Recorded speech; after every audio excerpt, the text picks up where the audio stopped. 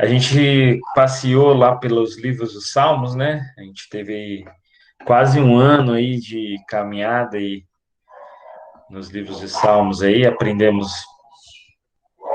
muitas coisas, caminhamos por aí, e agora a gente vai falar sobre o livro escrito por Deus, falar aí um pouco sobre essa revelação de Deus para nós, a gente entender um pouco mais sobre a grandeza que é a revelação de Deus para conosco, né? A grandeza que é aquilo que Deus quer que a gente saiba dele. E isso é somente através das Escrituras, através do livro que foi escrito por Deus.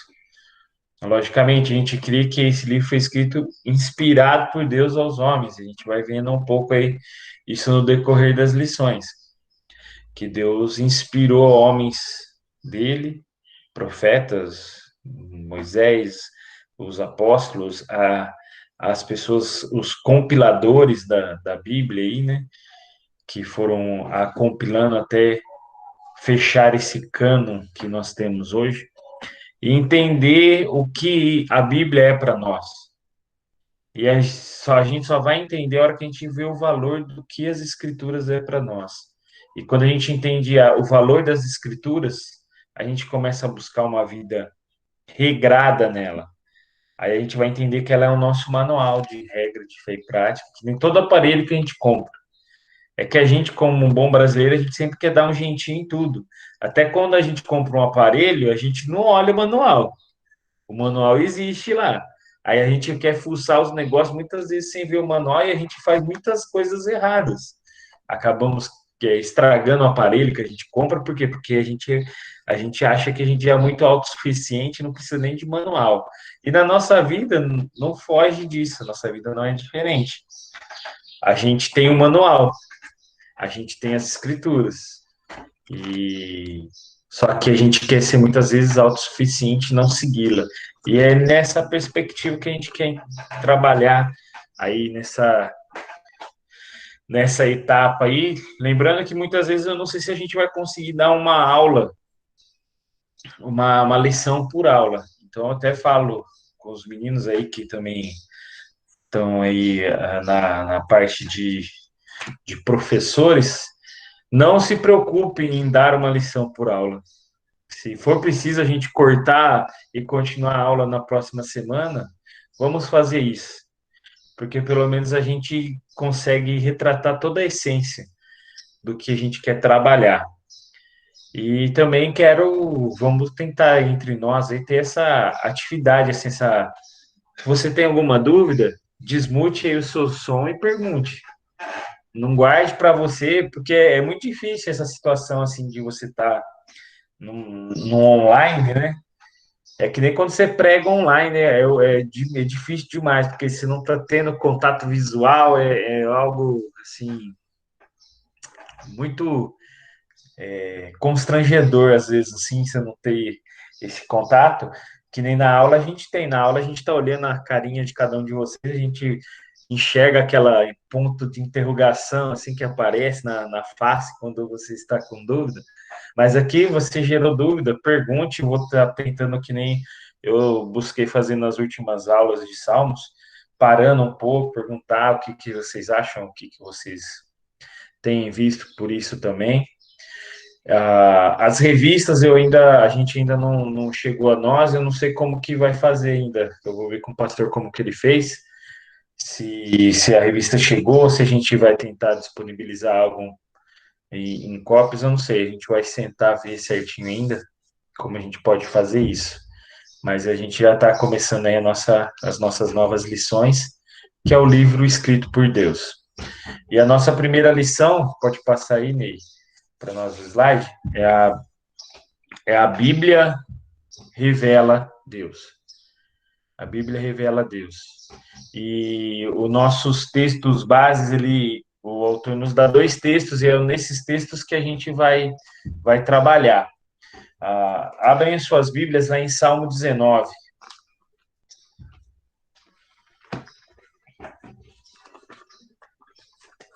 Pode passar, né, que o outro slide fala dos textos bases.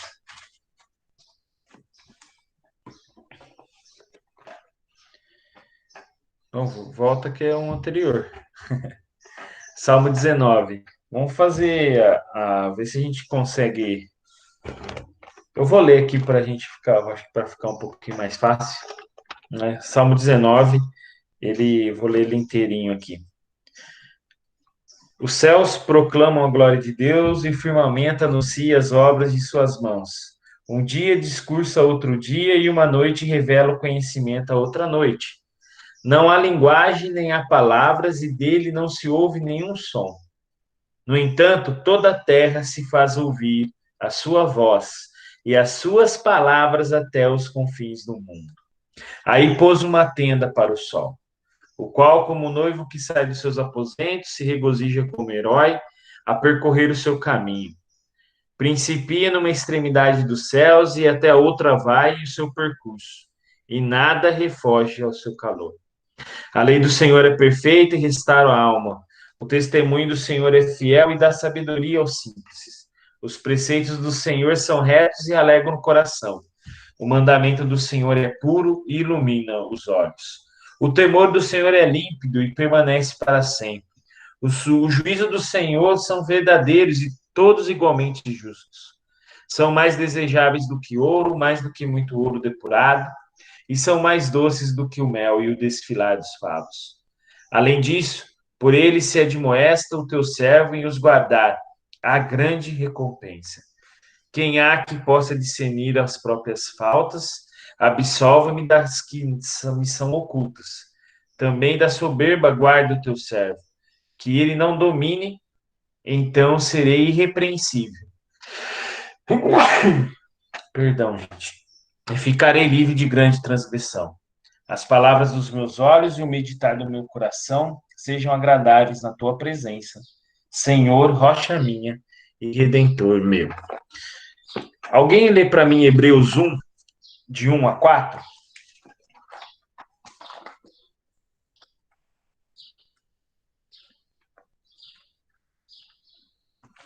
Se achou, pode abrir o seu sonho e ler aí. Hebreus 1, de 1 a 4.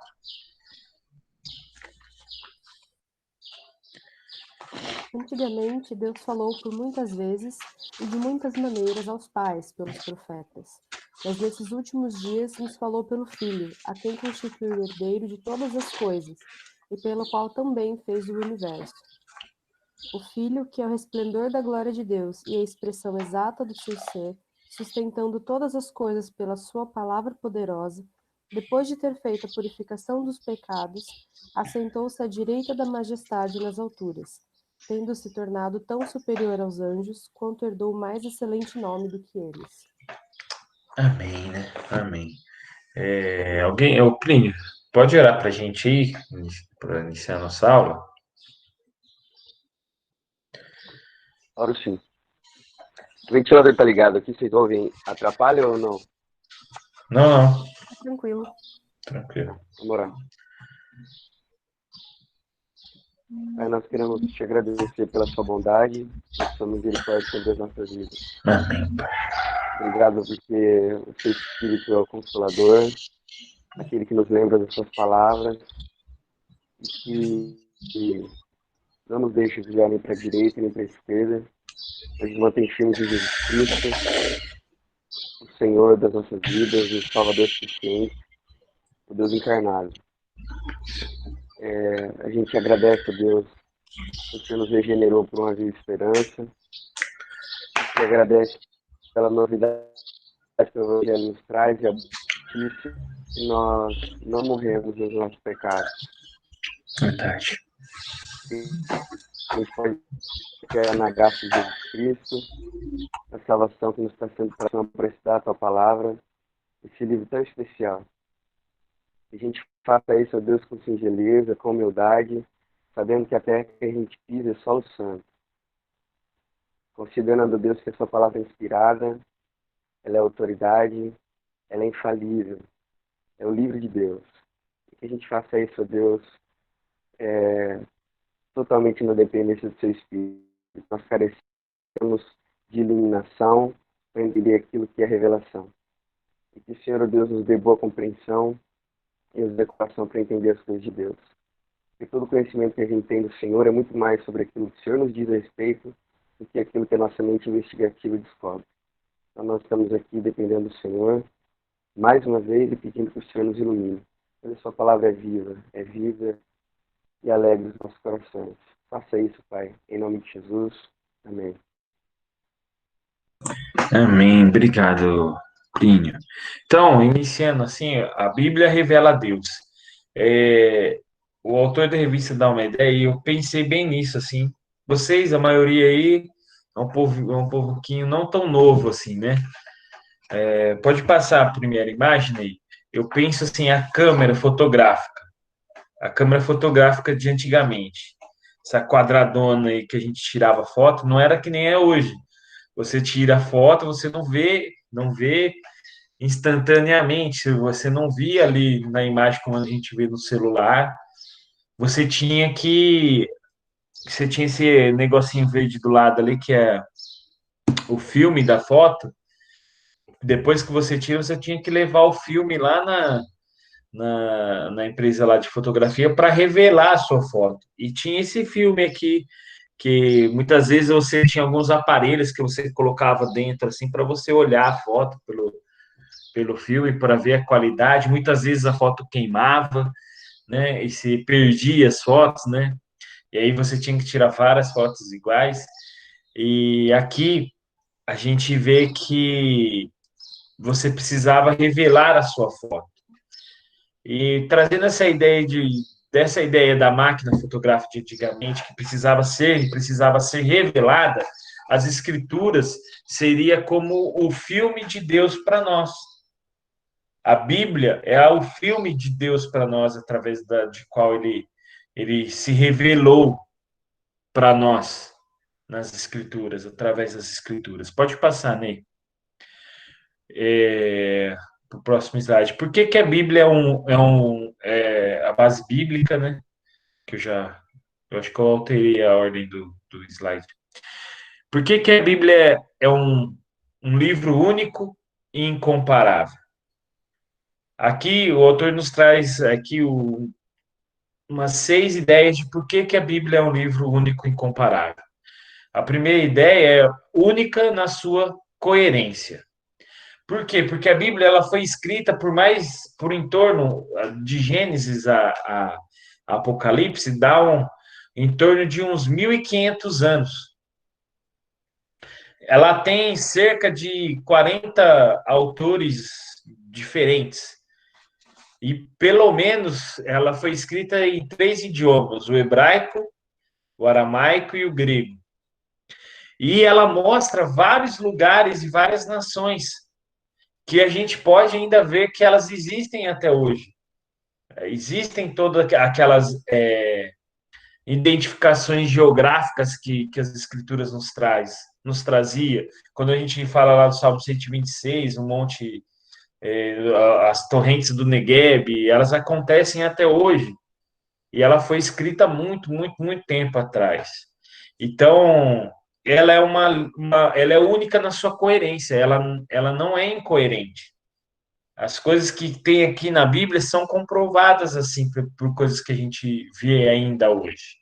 Um outro ponto que ele traz para a gente é que ela é única em sua circulação. Gente, a Bíblia é um dos livros mais vendidos do mundo. Porém, creio que ela não é um dos mais lidos do mundo. Mas ela é um dos mais vendidos do mundo. Muitos têm a Bíblia na sua casa para ter. A Bíblia é um amuleto, né, de proteção, que você abre lá no Salmo 91, no Salmo 23, e você está protegido de qualquer engodo que aconteça na sua vida. Mas a pessoa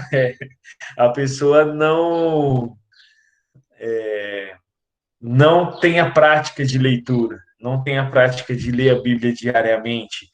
E de acordo com o Guinness Book, ela tem cerca de 5 milhões de vendas no mundo. Mas, como eu disse, por ela ser vendida, ela não é tão lida assim. E ainda existe alguns lugares que não foram alcançados. Alguns lugares que ainda eles não têm a Bíblia em suas mãos e nem com a facilidade que nós temos hoje.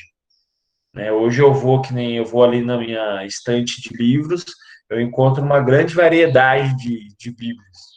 Isso muitas pessoas lá no Oriente Médio, onde há perseguição, eles não têm essa, esse benefício que Deus me deu e deu a todos nós aqui.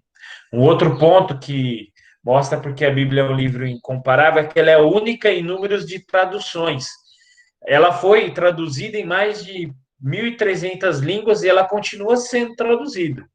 E ela há várias versões que a gente pode degustar. Tem a nossa versão aqui, a ARA, né, atualizada, revista atualizada, Almeida Revista Atualizada.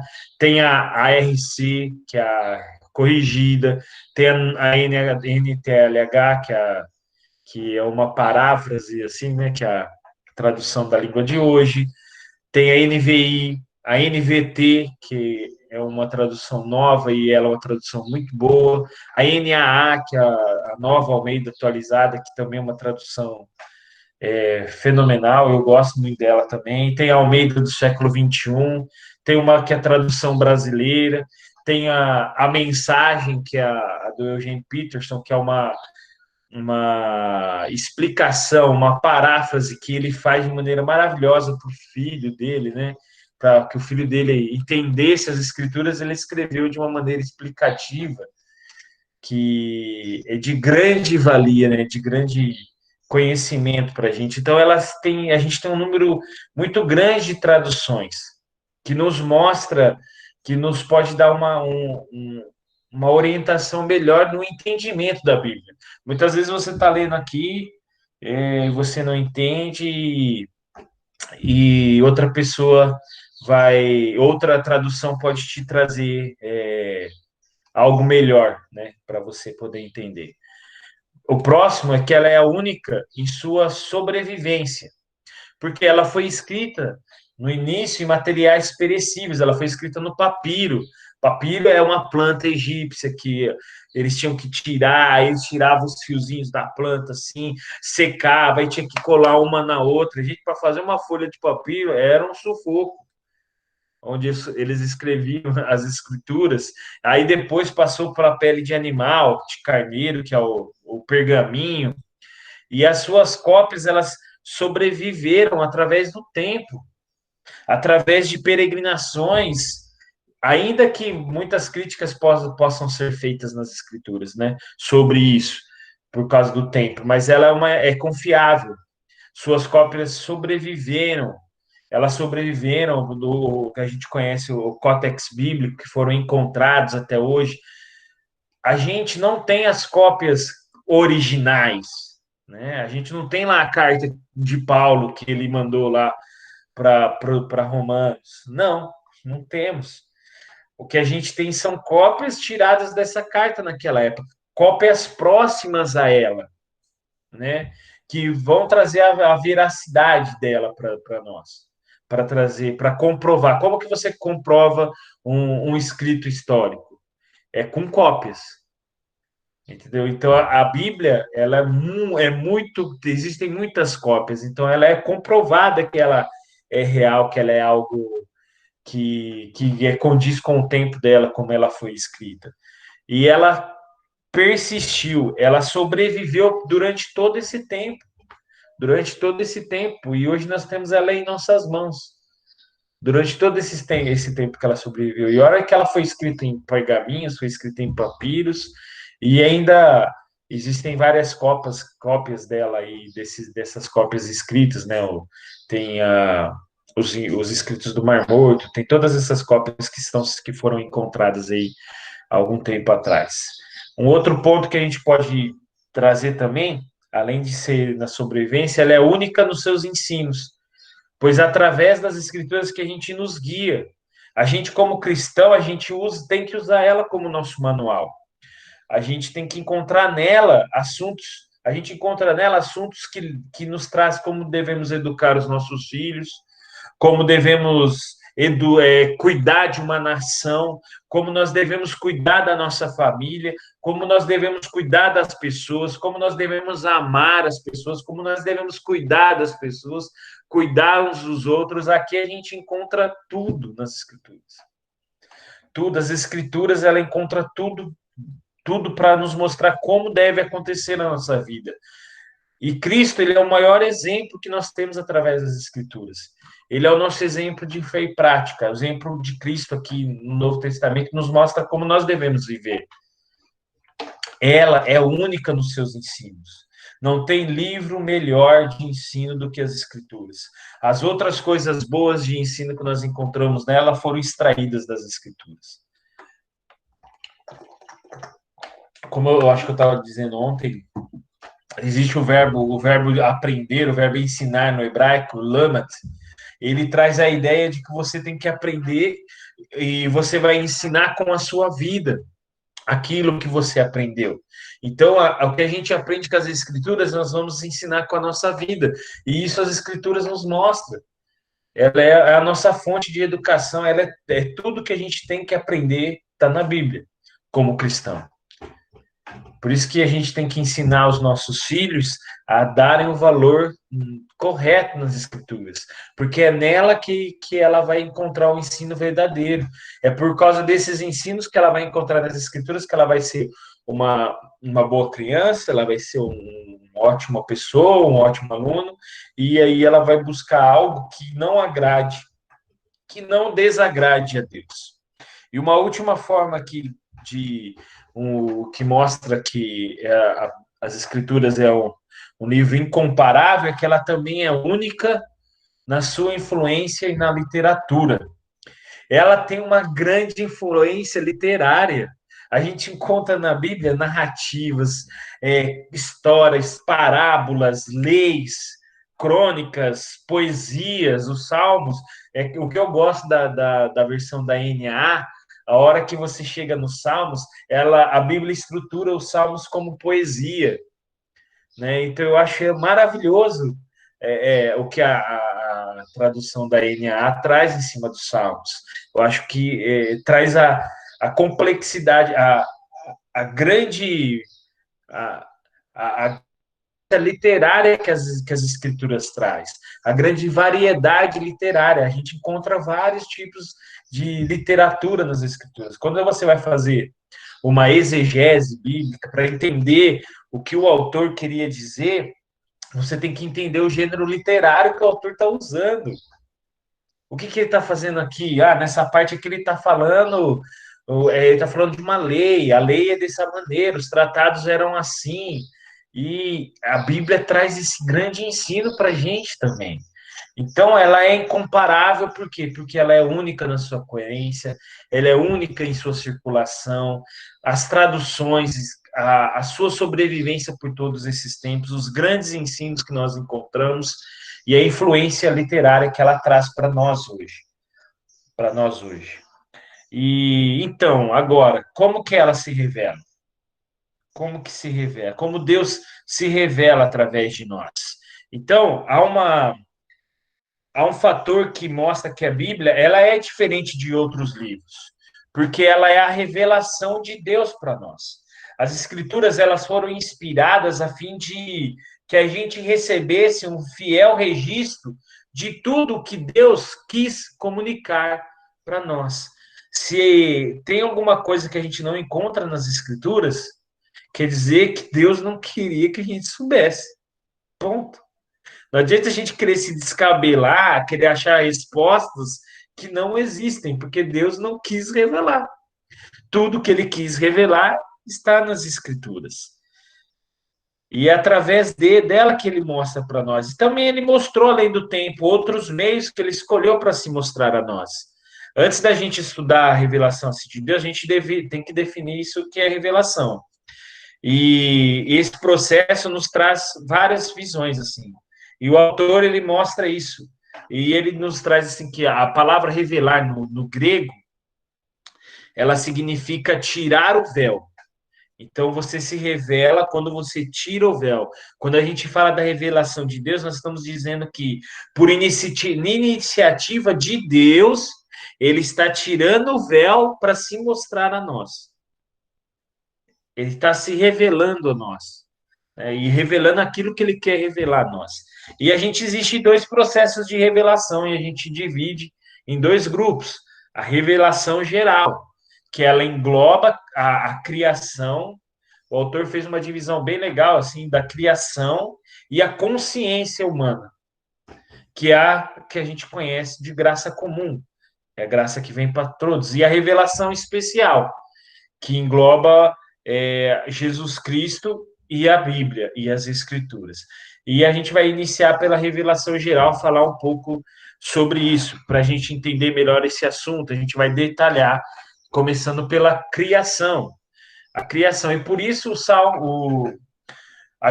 autor trouxe para a gente o Salmo 19, né? Que os céus proclamam a glória de Deus e o firmamento anuncia as obras de suas mãos. E a gente entende que a criação de Deus, ela é o quê? Ela é contínua. No versículo 2 do Salmo 19, ele diz que um dia discursa outro dia e uma noite revela conhecimento a outra noite. A revelação é contínua, a revelação não para. Dia após dia, ela se revela. Dia após dia, o sol morre e o sol nasce. Um dia nasce nublado, um dia nasce chuvoso, mas um dia o sol nasce rachando. Um dia nasce frio, um dia a noite é quente, um dia a noite é fria. A criação, ela é contínua. Ela não para, ela está em desenvolvimento. E Deus nos revela a sua criação dia a dia, um dia após o outro. Por isso, quando a gente tem que viver, a gente tem que viver um dia após o outro, porque o dia passou, o ontem já foi. E Deus está se revelando dia a dia. Um outro ponto que a gente entende que a criação além de ser contínua, nós vemos no versículo 3 do Salmo 19, que ela também é visual. A criação, ela não usa palavras, mas sim ilustrações, figuras, imagens. E isso abre um leque para que a gente possa compreender e entender aquilo que Deus tem revelado para a gente. No versículo 3 fala que não há linguagem, nem há palavras, e deles não se ouve nenhum som. Gente, uma coisa que eu tenho buscado e aprendido é a gente parar para contemplar a beleza da natureza. Gente, você já parou para sentar e olhar quando você para num lugar que você acha lindo? Um ipê, que é uma árvore frondosa, maravilhosa, você fala assim, cara, que coisa linda. Que coisa linda. A gente olhar imagens que mostram assim, como Deus é perfeito. Como Deus constrói coisas assim da natureza. Ou você olha um animal lindo, perfeito. Animais que em suas peles têm desenhos maravilhosos. E a Adão, gente posso te interromper um minuto aí? pode, lógico. Esse é um ponto que me toca. Enquanto bióloga, o meu trabalho é contemplar a criação. Eu acho que mais cristãos deveriam se envolver nessa área por isso, porque é uma oportunidade ímpar de você contemplar a criação de Deus em minúcia. Então, por exemplo, no meu trabalho, eu vejo como Deus é fantástico em criar mecanismos para a nossa sobrevivência. Como ele faz um peixe minúsculo sobreviver a um predador, ter filhotes no meio de um oceano, né? Como Deus é providente, como Deus é um criador maravilhoso. E por isso o lema da ABC2, né, da Associação Brasileira de Cristãos na Ciência, é o Salmo 111, versículo 2, na tradução da Bíblia de Jerusalém. Eu ia falar exatamente Grandes isso. são as obras do Senhor e dignas de estudo para quem o ama. Né? Então é muita maravilha, é um leque de maravilhosidade, né? Contemplar. Isso mesmo, é um Deus leque de maravilhosidade, é um leque que nos traz pinturas maravilhosas, que Deus nos mostra, que Deus nos presenteia. E não tem como a gente não entender que foi algo criado, né? Foi algo que Deus criou para nós. Eu acho que visualmente não tem uma lógica você entender que isso não teve uma mão, uma obra-prima. maravilhosa, né? Eu acho É que tudo muito lógico, né? Não tem como não. não ter uma mente triuna atrás disso, sabe? Isso Não mesmo, tem eu acho como. que não tem como, não tem como. E além de ela ser contínua, visual, ela é abrangente. Por que ela é abrangente? Porque ela não tem, ela é democrática, né? A criação de Deus ela é democrática, que eu trouxe várias imagens, uma imagem do Brasil, uma imagem da Europa, uma imagem do Japão. Em qualquer lugar que você parar, você consegue contemplar a beleza da criação de Deus. Como se diz, a chuva ela vem para todos, não vem só para os cristãos, só para os filhos de Deus. Ela vem para todos. E o versículo 4 nos diz que por toda a terra se faz ouvir a sua voz e as suas palavras até os confins do mundo. Ela é abrangente, não tem exceção. A mensagem de Deus é revelada pela criação para todo mundo, mesmo aquele que mora no lugar mais longínquo, na casinha mais longe lá de nós, ele tem acesso a ver o que Deus fez por nós através da sua criação. Ele tem acesso a essa revelação de Deus, que é a criação. E eu acho isso, para mim, é algo maravilhoso, é maravilhoso. Paulo, ele nos mostra aí em Romanos 1:20, Romanos 1:20 fala que nós somos indesculpáveis, porque a criação nos mostra o suficiente para que nós saibamos da existência de Deus. A criação nos é suficiente para entendermos que Deus existe, que existe um Criador, que existe um Deus soberano, Criador de tudo isso que nós enxergamos hoje. Por isso que a gente é indesculpável, Deus torna-se indesculpável as pessoas não entenderem que a criação, que Deus é um Deus criador, que nos fez, que criou tudo isso, que com as suas mãos ele pintou tudo isso. É impossível, é impossível.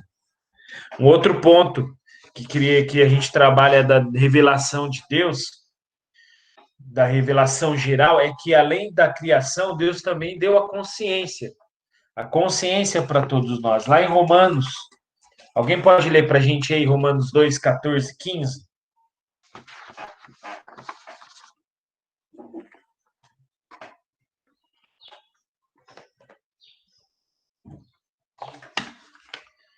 Se alguém encontrou aí, pode abrir e ler para nós.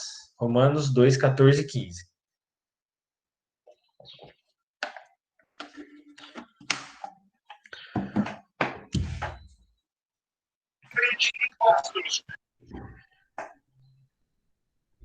Opa. Quando, pois, os gentios. É esse? Romanos 2, 14 e 15. É. Esse Quando, aí. pois, os gentios que não têm lei procedem por natureza de conformidade com a lei, não tendo lei, servem eles de lei para si mesmos.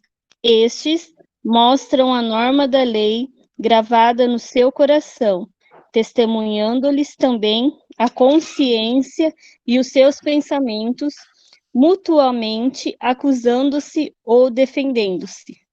O que ele quer dizer? A consciência é a lei do gentio, né? Então, a consciência, Deus plantou na mente do homem um conhecimento intuitivo a respeito da sua existência. Não há um conhecimento detalhado, né? Mas ela é suficiente para saber que Deus existe. O homem tem a consciência para entender que Deus existe, que ele pode fazer algo que é certo, que agrade, o que desagrade a Deus, que é certo, o que é errado. Os judeus eles tinham a lei escrita, enquanto os judeus tinham a lei inscrita, ou seja, ela é escrita anteriormente em si mesmo. Eles sabem, as pessoas sabem que se elas fazerem algo que é errado, há punição por causa do pecado, apesar de elas não entenderem que aquilo é por causa do pecado, né? apesar delas não entenderem que o pecado é que faz isso na vida delas, né? Que é um dos pontos que a gente trabalha, né? Que o homem decaiu, é a queda, o pecado. O pecado faz com que o homem e a graça de Deus, essa consciência, faz com que a gente não seja tão rebeldes assim, não sejamos totalmente depravados, né? Então, essa consciência que Deus coloca em nós faz com que as coisas caminhem um pouco melhor do que poderia ser, né? Do que poderia acontecer. A consciência, ela também é um modo de revelação abrangente, porque ela vem independente desde o seu nascimento, ela é inata. A sua consciência vem desde quando você nasceu. E nós temos ação a ela, independente dos nossos hábitos de formação, mesmo que a gente possa não ter doutorados, mestrados, formados, a gente vai ter a nossa própria consciência. Algo que vai nos mostrar o que é certo e o que é errado. Um teólogo, o Walter Hell, ele diz que a consciência é um dom de Deus, é a guarda da moralidade da justiça na decência do mundo. É um testemunho irrefutável da existência de Deus. Se a pessoa tem consciência, isso é uma prova da existência de Deus. É uma prova da existência de Deus.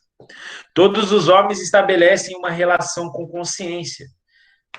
E não tem como a gente fugir muitas vezes dessa voz perturbadora que muitas vezes coloca, e a ideia, assim, muitas vezes da dúvida. Se a nossa consciência põe alguma coisa em dúvida, a gente, como cristão, a gente tem que entender que a dúvida é para a gente pesquisar antes da gente fazer. Eu mesmo, eu e a Patrícia, a gente fala assim, se a gente tem dúvida de que isso é certo ou não, não vamos fazer. Vamos procurar saber se é certo. Não vamos fazer essa, eu vou fazer, não sei, nada fala que nada diz que é errado ou não, né? Mas vamos ver se isso é correto fazer ou não, né? Um exemplo aqui, o Neidal, clica aí que tem o autor da revista nos traz uma opção, né? Um conselho para jovens cristãos, que diz assim: um bom exercício espiritual que você deve fazer como jovem cristão é manter a sua consciência sadia. Não deixe que o pecado e a comodidade aos conceitos do mundo sabotem ou embacem o trabalho dessa arma que Deus colocou em você. Mantenha sua vida devocional em dia e leia livros que lhe ajudem a entender a vontade de Deus para levar uma vida cristã agradável ao Senhor. Procure ter sua consciência sadia. Mas ter a consciência sadia é procurar coisas boas para ver. Cuidado com o tempo que você está ficando no seu celular. Cuidado com os vídeos que você está vendo no seu celular. Cuidado com as coisas que você recebe e as fontes das coisas que você vê, do que você está lendo, do que você está assistindo. Cuidado com os seriados que você está assistindo, que muitas vezes você fala assim, mas não tem nada a ver, mas as coisas trazem ideias, trazem pensamentos que às vezes você acaba colocando na sua vida e aquilo não é coisa que agrade a Deus, não é uma coisa sadia para você, para mim, para nós como cristãos. Nós temos que abrir mão, abdicar de coisas que nos afastem de Deus. Coisas que vão tornar nossa mente cheia de lascívia, cheia de luxúria, cheia de autonomia de Deus. A gente tem que procurar livros que possam trazer coisas que nos fazem entender melhor o que Deus quer de nós. Eu não estou falando que você não pode ler uma literatura que não é cristã. Lógico que pode. Você tem que ativar a sua memória, a sua inteligência, a sua criatividade. Você tem que ler livros, mas você tem que se moldar com coisas que é de Deus para você entender o que é bom e o que não é para você. Você tem que entender que livros de história são livros de história, não são realidades. Né? Uma história assim, eu gosto muito de Harry Potter. Aí eu vou ler o Harry Potter, mas eu sei que não existe um mundo bruxo. Eu sei que não existe aquilo. Eu sei que muitas coisas ali não agradam a Deus, mas aquilo lá não é a minha vida. Eu sei que você tem pessoas que são fãs de leitura de Harry Potter, vivem aquilo na vida deles. Eles querem se encaixar naquele padrão de vida do Harry Potter. Mas não, o único livro que a gente deve se encaixar no padrão de vida são as Escrituras, que é ela que é o nosso manual. Nosso manual é dela que nós temos os nossos ensinamentos. Então, livros que vão entender como a gente vai manusear o nosso manual são livros que a gente tem que levar a sério, né? Um outro ponto da revelação, agora saindo da revelação geral, a gente vai partir para a revelação especial. Jesus Cristo. Jesus Cristo, sem dúvida, se a gente usa esse primeiro versículo de Hebreus que a Bia nos disse, a gente já tem um material suficiente para entender a importância da revelação de Deus através de Jesus Cristo. O que diz o primeiro versículo? É isso mesmo, é sabedoria encarnada. Havendo outrora falado muitas vezes e de muitas maneiras aos pais pelos profetas, nesses últimos dias nos falou pelo Filho, a quem constituiu o herdeiro de todas as coisas, pelo qual também fez o universo. E aqui a gente consegue tirar pelo menos duas afirmativas que a gente encontra no texto aqui. Primeiro, o autor ele afirma enfaticamente, consegui, que hoje Deus fala conosco através da vida e da obra de Jesus Cristo.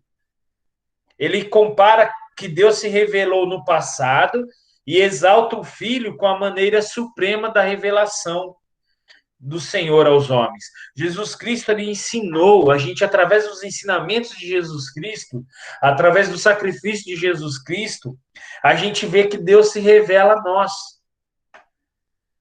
Um outro ponto é observar a expressão aqui no versículo 1:3, no versículo 3 de Hebreus aqui. Ele que é o resplendor de glória da expressão exata do seu ser. Jesus ele é a expressão exata do ser de Deus. Não há dúvida que Jesus é tudo que Deus é, sem deixar de escapar um detalhe sequer. Ele é a primeira revelação de Deus. As Escrituras registram o seu ministério, o seu próprio ensinamento, o conhecimento que ele tinha de Deus e que por meio dele, de seguir a Cristo, nós nos achegaremos a Deus. Jesus Cristo é a própria revelação de Deus para as nossas vidas. Ele é aquele que veio para nos unir a Deus. Eu não vou me adentrar muito a Jesus Cristo, senão eu fico muito empolgado e a aula demora muito mais aqui. E aí eu fico mais... Eu quero já fazer muitas pontes cristocêntricas aqui, porque a gente tem que abrir os nossos olhos para quem Cristo é. Cristo é totalmente a presença de Deus na nossa vida, gente. Ele é a revelação pura de Deus. Ele é o que a gente deveria ser. Você está entendendo? Assim, Deus nos criou para que fôssemos assim. Mas a gente não tem essa capacidade. A última forma como Deus se revela de forma especial é as Escrituras. Eu gostei muito dessa tabela aqui do Moody, e se quiser, depois eu mando também no grupo aí para você pesquisar melhor, né? Que tem as referências, como Deus se revela, da existência de Deus, a sua glória, onipotência de Deus, Deus como juiz, a providência, consciência, Cristo, as Escrituras, a revelação geral bem dividida aí, Moody faz um negócio muito legal. E Deus escolheu os homens a quem ele inspirou para registrar toda a sua revelação nas Escrituras. Ele decidiu isso a respeito de si mesmo. As Escrituras, ela não tem a intenção de provar a existência de Deus, apesar dela nos provar. Mas a intenção dela é mostrar o plano do amor e da redenção de Deus para a humanidade.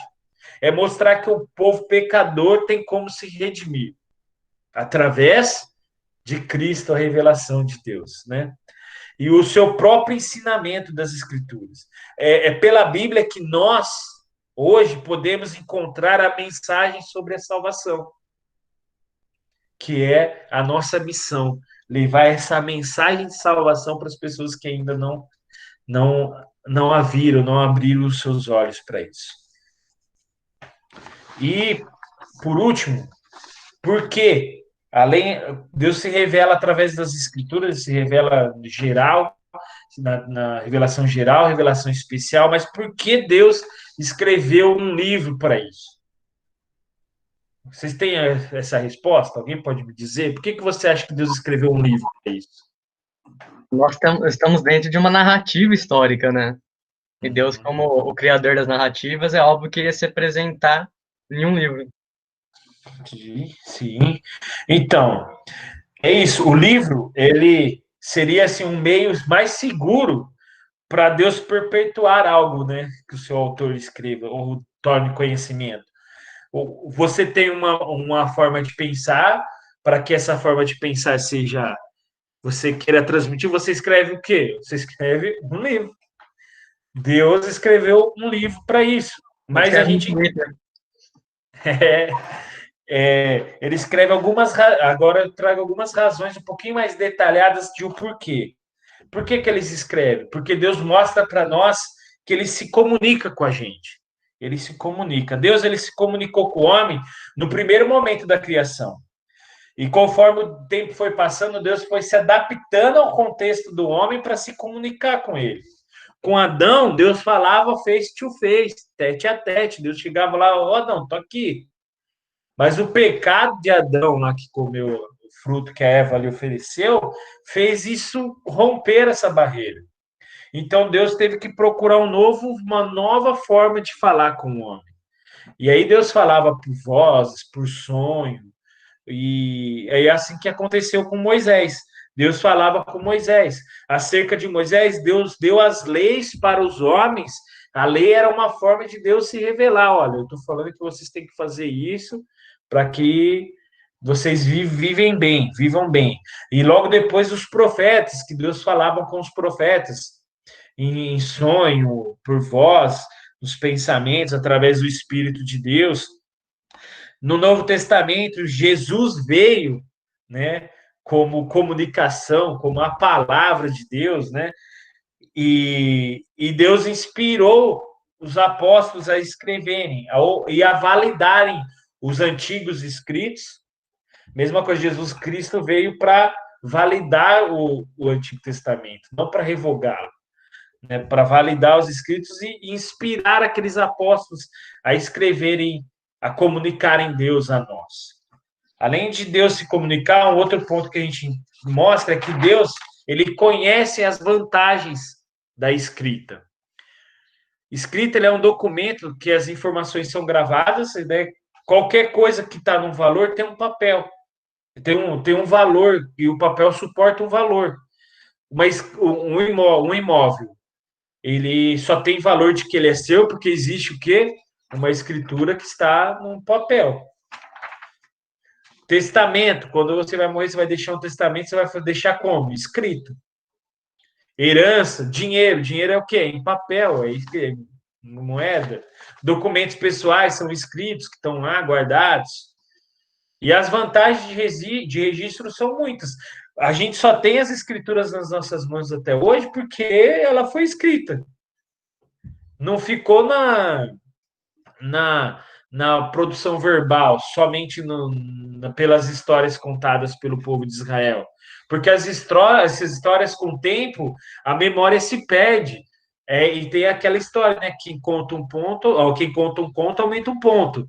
E aí vai tirando a veracidade da essência daquilo com que Deus às vezes quer falar para nós, daquilo que Deus queria falar. O Wayne Gruden, que é um teólogo sistemático, na sua sistemática ele fala de algumas vantagens escritas sobre os outros meios de comunicação. E eu achei muito interessante. Eu procurei também em outra sistemática, mas o do Gruden eu acho que é fenomenal. Ele diz que, primeiro, a Escritura nos dá preservação muito mais precisa das palavras de Deus para as gerações seguintes. A memória e a tradição oral são válidas, mas elas morrem com os detentores da informação. Se não tivesse a escrita, as palavras haviam morrido. Outra, que é a oportunidade para o exame repetitivo. Todos os interessados que têm a conferir e entender, você tem aqui. Se eu vou, o que eu estou dizendo aqui de muitas coisas, você pode tirar, fazer que nem os bereanos fizeram com Paulo. Paulo está falando isso, vamos ver aqui na Torá se é isso mesmo que Paulo está dizendo. A gente tem a oportunidade de comprovar, de ler repetidas vezes. Se é uma história de memória, você só vai se lembrar quando vir na sua memória. Você não vai ter a oportunidade de ter repetidamente isso. E também a acessibilidade. As escrituras se tornam mais acessíveis às pessoas. Ela é democrática a escrita. E muitas pessoas ao redor do mundo podem ter acesso às escrituras sagradas. E a Bíblia, a palavra é escrita e ela é possibilitada a tradução dela para muitas línguas, apesar de muitos lugares ainda não terem as escrituras, né? E o último ponto é esse, porque o homem é capaz de conhecer plenamente a verdade. Se isso aí não fosse verdade, Paulo ele afirmou lá em 1 Timóteo, né, que Deus deseja que todos os homens sejam salvos e cheguem ao pleno conhecimento da verdade. 1 Timóteo 4:2 fala, 2:4, perdão, 2:4. E aí, Jesus, durante seu ministério, ele nunca afirmou que as escrituras eram tão claras assim, mas ela afirmou que, por alguns momentos, que as pessoas não aceitavam muitas vezes porque eles não entendiam claramente o que estava escrito e cometiam erros. Ele tinha algumas expressões que Jesus trazia, ele falava assim, lá, acho que quando ele falava lá sobre o sábado, ele falava só, vocês não leste nas escrituras isso, mas vocês entenderam errado, é assim, né? Eu acho que quando a questão de divórcio, ele fala isso também lá em Mateus. Em Mateus também, na parábola dos lavadores maus, ele mostra para as pessoas, mas se vocês nunca leram nas escrituras que você tem que fazer, cuidar do seu próximo, errais não conhecendo as escrituras, é uma outra frase que ele dizia, que ele disse aos saduceus acerca da ressurreição, e reforça isso, que a gente sabe conhecer a verdade quando a gente insta em buscar a verdade. E a gente entender que a verdade é a música do Plínio, né? A verdade é que é Jesus. E é como a gente descobre a verdade através da revelação de Deus, que é Jesus Cristo e as Escrituras. E Paulo, ele também fala em várias das suas epístolas, ele fala que as suas cartas, que as Escrituras tivessem que ser lidas para toda a igreja. Não que elas tinham que ser guardadas, não. Leia para a igreja isso aqui. Mostra para as igrejas que elas precisam aprender isso. Que eles precisam entender que eles necessitam disso para ter uma vida com Deus verdadeira. Concluindo, porque a gente já passou da nossa horinha aí, há algumas decisões que podemos ter após a gente estudar as verdades, estudar sobre a revelação, e que a gente deve trazer para as nossas vidas devocionais. Eu achei muito legal essas lições, essas sugestões aqui que o autor trouxe da revista e eu quero trazer para a gente. Primeiro, a gente entende que a Bíblia é a revelação de Deus. Então, a gente deve louvar a Deus porque Deus decidiu dar o conhecimento a nós. Ele decidiu se comunicar com a gente. Ele decidiu se revelar para nós. Esse deve ser um ponto de louvor a Ele. Imagine, gente, se a gente vivesse num mundo sem essa revelação de Deus, a gente vivesse aí perambulando, como seria? Uma outra dica, segunda dica. Admirar a criação do Senhor e louvá-lo por cada um de seus atos criativos. É o que a Bia estava falando, a gente tem que parar para contemplar a criação do Senhor. A gente tem que parar para contemplar aquilo que Deus faz para nós. E louvá-lo, porque Deus é criativo, porque Deus é maravilhoso. Louvar porque Deus faz as coisas perfeitas. Deus faz a gente. Nós somos uma máquina criada por Deus. O nosso corpo, os nossos órgãos são ligados. Cada coisa tem a sua função. Isso é maravilhoso. A gente tem que admirar porque o Senhor é perfeito. E louvá-lo por isso. Uma outra dica é que a gente deve orar por aqueles grupos que ainda não têm a Bíblia em sua própria língua. Existem muitas nações que não têm ainda esse privilégio.